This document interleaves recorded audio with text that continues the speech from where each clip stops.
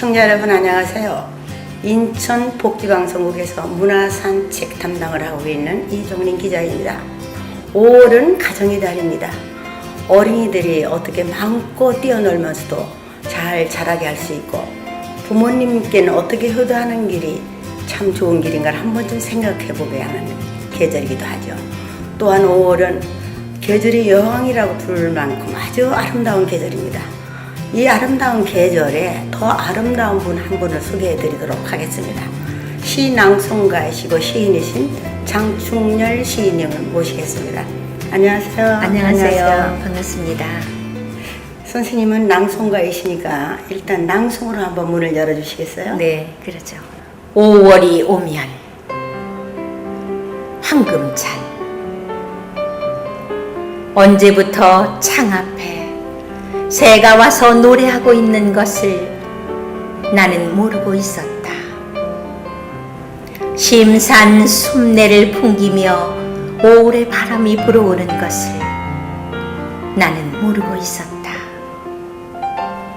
저 산의 꽃이 바람에 지고 있는 것을 나는 모르고 꽃잎 진 빈 가지에 사랑이 지는 것도 나는 모르고 있었다. 오늘 날고 있는 제비가 작년의 그놈일까? 저 언덕의 작은 무덤은 누구의 무덤일까? 5월은 4월보다 정다운 달, 병풍에 그린 난초가 꽃피는 달, 미루나무 잎이 바람에 흔들리듯 그렇게 사람을 사랑하고 싶은 달 5월이다. 정말 선생님 낭송을 들으니까 황금찬 원로 시인님의 시가 더 아름답게 돋보입니다. 고맙습니다. 어떻게 기름칠을 한 듯 그렇게 매끄럽고 음성이 좋으십니까? 감사합니다. 지금 오다 보니까 선생님이 강의하시는 걸 제가 들었거든요. 날마다 이렇게 나와서 강의하십니까? 뭐에 대한 강의를 하시는지? 네, 이제 강의를 일주일에 한 번씩 여기서 이제 2편 정도씩 낭송을 해요. 네. 오늘은 그 고도를 위하여란 시를 했습니다. 그래서 어떤 그 절의 고도에서 자아 성찰에 관한 그런 시하고 또 약간 철학적이긴 하지만 협동을 강조하는 우물이란 시하고 그래서 안도현 씨 우물 2편을 강의를 했습니다. 선생님 소개를 좀 간단하게 좀 해주실래요? 네, 정말 좋은 계절에 불러주셔서 고맙습니다. 저는 이제 그 아주 시적인 분위기가 가득한 그런 가정에서 자랐습니다. 네. 그 아버지께서 정말 화선지에 일필휘지로 그냥 착 써내시는 그 모습을 옆에서 저는 먹을 갈면서 조신하게 갈아라 뭐 이런 말 들으면서 제가 아버지 옆에서 또 아버지가 시조 창을 하시고 그랬어요. 저는 들으면서 사실은 그땐 잘 몰랐는데 그냥 이렇게 그냥 들으면서 좋았어요. 네. 그래서 언젠가는 시인이 돼야 되겠다라는 생각을 어렸을 때부터 자연스럽게 그렇게 하게 됐고 등단한 지는 한 이제 20년 넘었습니다. 4반세기가 됐네요. 됐고 그 전부터 낭송은 제가 좋아서 했고요. 그러다 보니까 자연스럽게 또 강의로 연결이 됐는데 지금은 이제 한국문인협회 낭송문화진흥위원장이 됐고요. 그리고 국제팬클럽 한국본부의 문화위원이고요. 그리고 이제 또 제가 뭐 한국낭송문예협회 한 8년간 회장으로 끌고 가고 있고 조그만 단체 이런데 많이 이제 감투 많이 쓰면 안 좋은데 감투 몇 개 쓰고 있습니다. 많이 쓰고 그래서 하셔야죠. 제가 이제 감성 스피치라든가 또 시낭송 뭐 그런 여러 가지 강의를 문학인들만 대상으로 하는 것이 아니고 기업체라든가 뭐 이런 데 가서 초청받아 강의도 하고 그러면서 보람을 느끼고 있습니다. 네. 아니 선생님 말씀을 들으니까 아버님께서 대단하셨던 걸로 알고 있어요. 일필휘지로 동네 분들이 오셔서 아버지한테 글을 받아가고 무슨 날 되면 막 기다렸다 며칠 기다렸다 받아가고 그런 적이 많았고요. 집에 그냥 또 화선지 묵향이 가득한 그런 데서 제가 자랐습니다. 그러면 선생님은 시인, 자유시인이 되는 것보다 시조창을 보시며 자라기 때문에 시조로 먼저 등단하시게 좋았지 않았을까요? 근데 이제 시조는 제가 그때 생각할 때는 시조 그러면 왠지 좀 나이 들은 것 같은 뭐 그런 생각이 많이 있었죠. 그렇죠. 그리고 조선 시대를 뭐 아주 풍미했던 대단한 뭐 김삿갓이라든가 황진이라든가 이런 시인들 많이 그 시도 들었지만은 시조로 등단해야 되겠다는 생각은 안 했고요. 네. 현대시가 좋았습니다. 아, 그랬어요? 좀 자유로웠다니까요. 네, 그래서 그래요. 예. 저도 사실은 시조 생활로 등단했지만 네. 자유시를 쓰고 있습니다. 네. 선생님 말씀처럼 어려워요. 네. 거기 그렇죠. 유래 맞추기가. 네. 선생님이 등단하실 무렵에 네. 그때도 낭송이 이렇게 활발했나요? 아, 그때는 그렇게까지 활발하진 않았습니다. 이게 신앙송이 활발하게 된 것은 한 15년 정도 될까요? 이제 그 정도 됐고요. 그 전에는 낭송이 이제 지금은 낭송 문학이다 이렇게 하지만 그때는 낭송 문학이라기보다는 낭송을 참 듣기 좋다 성우들이 하고 이러는 걸 보면서 참 듣기 좋다라는 정도였지 이렇게 막 그 깊은 막 그 낭송의 울림을 공감하는 그런 시기는 이제 나중에 따로 좀 있었다고 볼 수 있겠죠. 네. 나는 네. 신낭송가도 전문이 아니면서 배우나 성우들을 네. 성우는 괜찮은데 네. 배우들이 나와서 낭송을 하는 걸 가끔 봤어요. 네네. 그건 얼굴을 나타내는 낭송인지 좀 궁금하더라고. 그건 안 좋잖아요. 네, 아이고 선생님 참 예리하십니다. 왜냐하면은 그 낭송하는 사람들이 그 음성에 자기 음성에 취해서 이렇게 하는 게 아니라 정말로 시가 주는 의미와 메시지와 그거를 깊이 있게 알고 하는 거하고 그냥 하는 거하고는 다르거든요. 그렇죠. 역시 선생님 그 쓰시는 네. 분이라 예리한 질문하십니다. 네. 올바른 그 네. 신앙송법과 네. 그렇게 올바르게 신앙송을 해서 파급되는 효과를 네, 어떻게 보십니까? 네, 저는 그렇습니다. 시는 내가 먼저 이해하고 분석을 하고 시가 주는 이미지를 내가 가슴 속에 느끼고 그걸로 얘기할 수 있어야지 그렇지 않고 그냥 하는 것은 머리로 낭송하면 머리로 듣거든요. 가슴으로 네. 낭송해야 가슴으로 듣는다고 그렇죠. 생각을 합니다. 네. 지금도 정말 많은 문화생들이 신앙송을 선생님한테 학습을 받고 나가는 걸 보았는데 그분들이 네. 전문적인 낭송가가 되어서 나가실 때 네, 네. 조언이 있다면 네. 이게 자기 만족에 머무르지 말고 항상 자기 평가를 하라고 저는 얘기를 합니다. 그래야 되겠죠. 자기 평가를 해서 냉정하게 자평을 하는 자세. 그러니까 칭찬에 오만하지 말고 자기 평가를 냉정하게 해서 정말 계속적인 연습. 그러니까 왕도가 따로 없다고 저는 생각을 하거든요. 그렇죠. 지속적인 훈련, 그리고 정말 시를 사랑하는 마음, 그리고 감동을 전달해야 되겠다라는 생각을 하라고 얘기를 맞습니다. 하죠. 네. 아까 선생님 신앙송 지도 조언을 하실 때 네. 이것은 낭송용입니다. 네. 이건 그대로 시입니다 하고 말씀하시는데 네. 낭송용 시가 따로 있습니까? 네.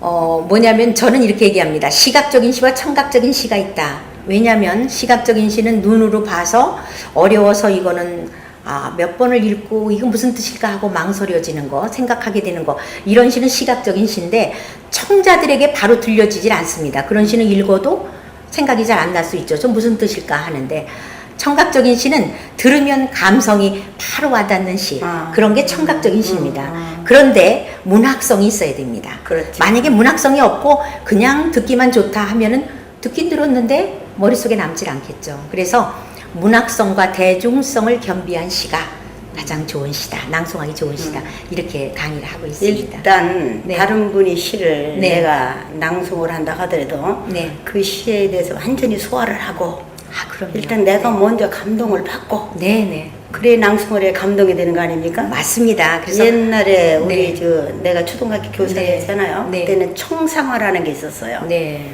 청상화가 뭐냐면 어떤 동화를 멋지게 아이들한테 들려주면서 네. 그림을 그리도록 해요. 네. 들으면서 그 동화를 들으면서 그림을 그립니다. 네. 그래가지고 그게 1, 2등으로 이렇게 네. 아이들한테 상을 주고 그랬는데 지금은 그런 게 없더라고요. 참 좋은 건데. 선생님은 아주 최고의 감성 교육을 잘하신 것 그런 같습니다. 거죠? 네. 근데 정말 좋은 시를 보고 머릿속에 그림을 그려야 됩니다.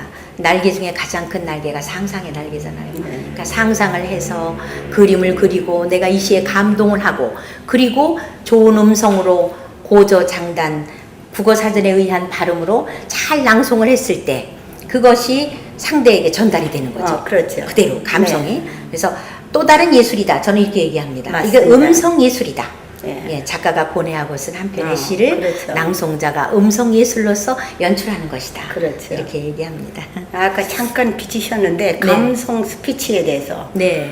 다른 사람한테 그 감동을 주기 위한 네. 스피치라는 말씀인지 그걸 조금만 더 설명해 주실래요?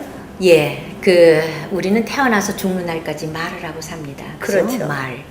이제 말을 하고 사는데 어떤 느낌을 갖고 말을 하느냐에 따라서 굉장히 상대에게 감정이 될 수 있고 감동이 될 수 있고 어떤 경우는 또 기분이 좀 나쁠 수가 있거든요. 그렇죠. 예를 들면 당신이라는 얘기를 했을 때 호칭이죠. 나는 당신이 참 좋아. 당신 하고 불렀을 땐 다정한 당신이 됩니다. 그리고 위대하신 당신께서 크신 님이시여 하면 하나님을 얘기합니다. 당신 그렇게 할 수 있어 하면은 싸우고자 하는 것이 됩니다. 당신이 뭐야? 그렇죠. 당신이란 단어 하나가 이렇게 다양하게 표현될 수 있다는 거죠. 그러니까 이 어감을 어떻게 하느냐에 따라서 달라지는 거죠. 네. 그러니까 스피치는 상대에게 기쁨을 줄 수 있고 뭔가 확실한 메시지를 줄 수 있고 그리고 긍정을 얻어낼 수 있는 그런 스피치를 해야 된다는 차원에서 아름다운 말, 고운 말, 그리고 또 어떤 목적이 있다면 그걸 달성하기 위한 긍정을 끌어내는 말, 이런 걸 교육시키는 거죠. 예. 근데 이제 이것은 주로 문인들은 뭐 말을 대부분 잘하지 않습니까? 이제 기업체라든가, 그래요? 제가 군인 뭐 이런 데도 많이 갔습니다. 네. 합동 참모본부도 갔었고, 그다음 경찰 그러면 딱딱하잖아요. 예. 경찰, 뭐 사법경찰, 뭐 또 여러 경찰서에 가서 그런 강의를 했습니다. 왜냐하면 그 사람들이 만나는 대상이 범죄자들이라든가 딱딱한 사람들을 만나잖아요. 감성으로서 한마디라도 좀 교화시킬 수 있다든가 그렇죠. 달라질 수 있겠죠. 그래서 그런 차원에서 더 절실하지 않을까. 법조인들한테도 갔었고요. 근데 그런 사람들이 오히려 사실은 밑바탕에 아름다운 감성이 흐르고 있어요. 직업 때문에 그렇게 보일 뿐이지 참 어떤 때는 굉장히 좋아하고 공감하고 소통했을 때 저도 보람을 느낍니다. 면접을 보러 가는 사람들은 오지 않나요? 뭐 그런 사람은 개인 레슨 한 적은 있습니다. 예. 자기 표정이 자기도 모르게 표정이 찡그린다든가 아니면은 사람을 보면 공포심을 느낀다든가 뭔가 위축되는 게 있어서 그렇죠. 면접을 이제 당당한 자신감을 느끼고 싶은데 그게 안 된다는 겁니다. 그래서 제가 그런 사람을 이제 개인 레슨 한 적이 있는데 그런 사람들한테는 자꾸 마이크 잡는 법 그리고 남 앞에 두려움을 극복하는 그런 단계가 있습니다. 이제 그런 교육을 통해서 달라지고 우선 자기 자신을 사랑해야 됩니다. 거울을 보고 자꾸 이쁘다 하면 웃는 얼굴에 침 못 빼는다고 하지 않습니까? 부드러운 표정. 그렇죠. 그렇게 하다 보면은 아주 좋아지는 거죠. 그래서 달라진 결국은 보람을 느낀 그런 적이 있었습니다. 예. 그렇다 하더라고. 행복해서 웃는 게 아니고 네. 웃다 보면 그렇죠. 행복해진다. 맞습니다. 바로 그런 그거죠. 얘기가 있더라고요. 네. 그러면 이쯤에서 선생님이 네. 좋은 시, 아주 만인이 다 좋아하는 시, 영근예찬이라는 시가 있어요. 뭐 많이 좋아하는 시라 그러니까 시를 한번 듣고 아니 싶습니다. 너무나 좀 황송합니다. 제가 제 시는 남의 시는 암송을 많이 합니다만 제 시는 암송을 못 합니다. 근데 우리 보고 읽으셔도 네 괜찮아요. 선배님 시 제 시를요? 예 먼저 하고 제가 예의를 좀 지켜서 네. 아니 왜냐면 선생님 시가 감동적인 시가 인터넷에 많이 있습니다. 네. 근데 제가 또 5월이니까 가정의 달이고 그래서 어머니란 시를 한번 낭송을 해드리고 그리고 제 시를 낭송하겠습니다. 어머니 이룻 이정님 맷돌 가는 소리에 옹알이를 하다가 평상에 누워 별빛 헤매어 잠이 들면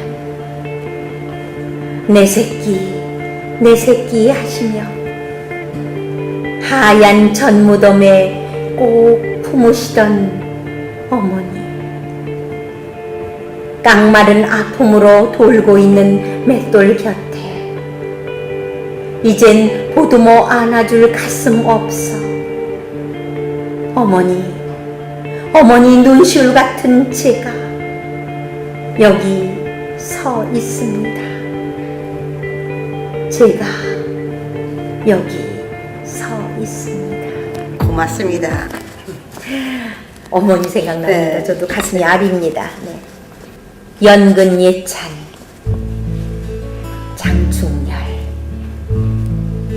바람의 통로를 반을 허락했어도 흩어짐 없는 단단한 몸은 절개를 지녔구려. 팔등신으로 태어나지 못한 것에 원망도 감추고 흙탕물에 마음까지 담그며 그 세월을 견디셨구려.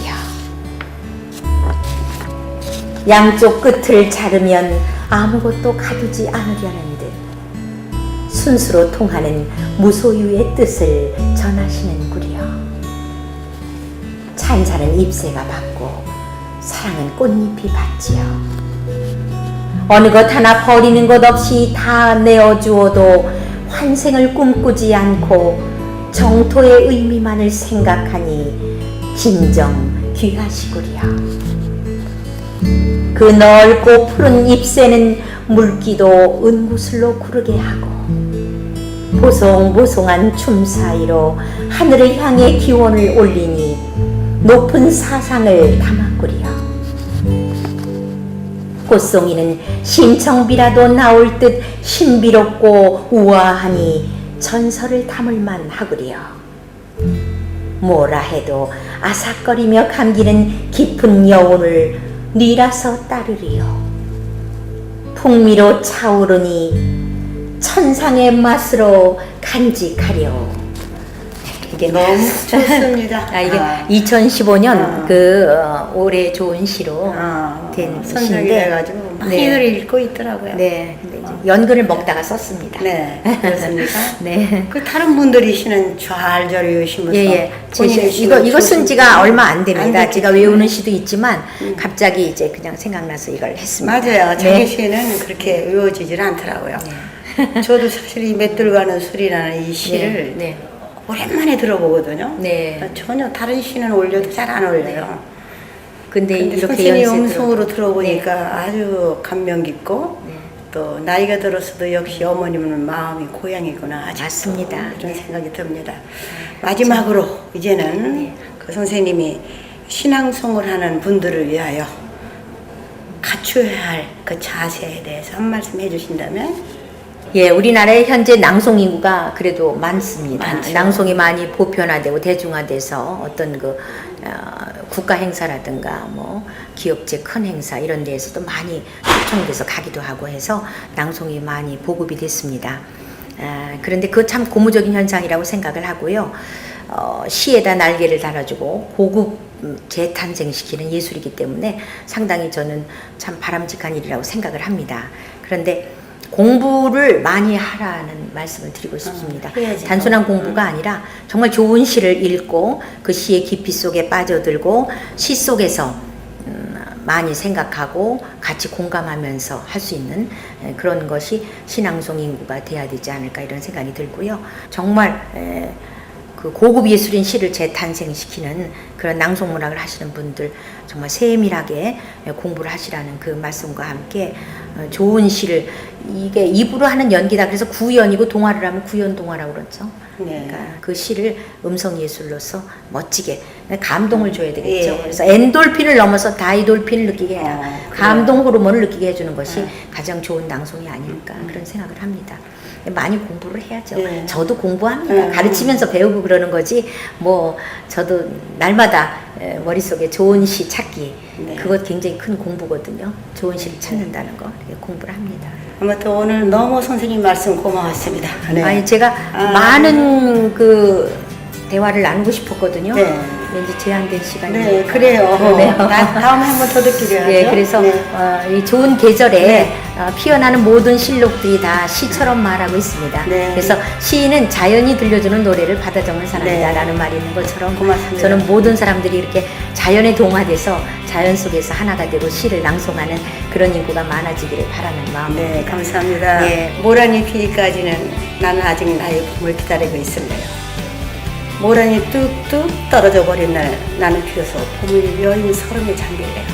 그 유명한 김영란 씨 모란이 피까지는 시입니다. 모란이 이미 한박 폈습니다. 봄이 무르익었습니다. 여러분들은 봄을 기다리지 마시고 신이 주신 아름다운 악기 중에서 가장 큰 게 목소리라고 우리 선생님이 말씀하셨습니다. 그 목소리로 아름다운 봄을 마음껏 찬양하시기 바랍니다. 지금까지 인천복지방송국에서 이정민 기자였습니다. 감사합니다.